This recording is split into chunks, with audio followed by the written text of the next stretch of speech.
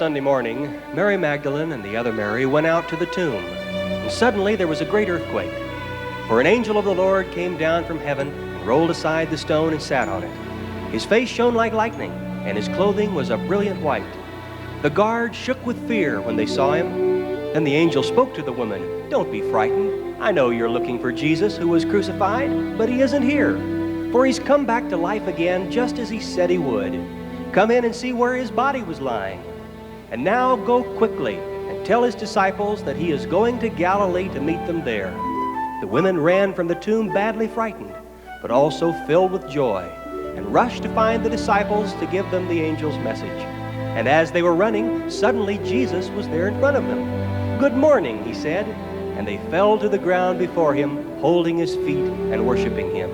And he said, yes, it was written long ago that the Messiah must suffer and die and rise again from the dead, and that this message of salvation should be taken from Jerusalem to all the nations. There is forgiveness of sins for all those who turn to me.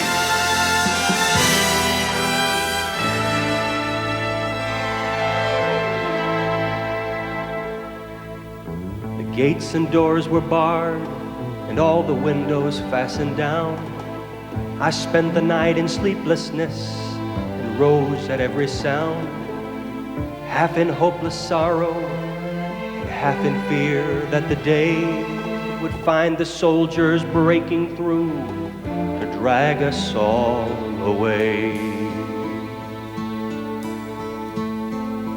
And just before the sunrise, I heard something at the wall. The gate began to rattle, and a voice began to call. I hurried to the window and looked down into the street, expecting swords and torches and the sound of soldiers' feet.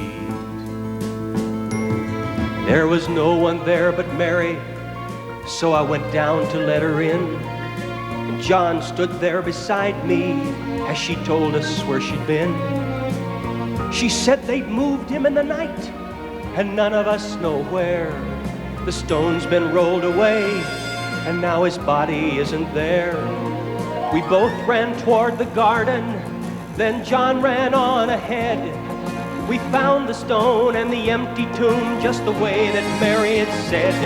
But the winding sheet they wrapped him in was just an empty shell, and how or where they'd taken him was more than I could tell.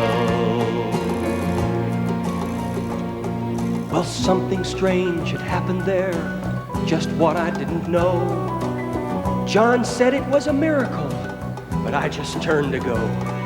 Circumstance and speculation couldn't lift me very high, 'cause I'd seen them crucify him, and then I saw him die. Back inside the house again, the guilt and anguish came, and everything I promised him just added to my shame. And when at last it came, the choices, I denied I even knew his name. And even if he was alive, it wouldn't be the same. Suddenly the air was filled with a strange and sweet perfume, and light that came from everywhere drove shadows from the room. Jesus stood before me with his arms held open wide, and I fell down on my knees and clung to him and cried.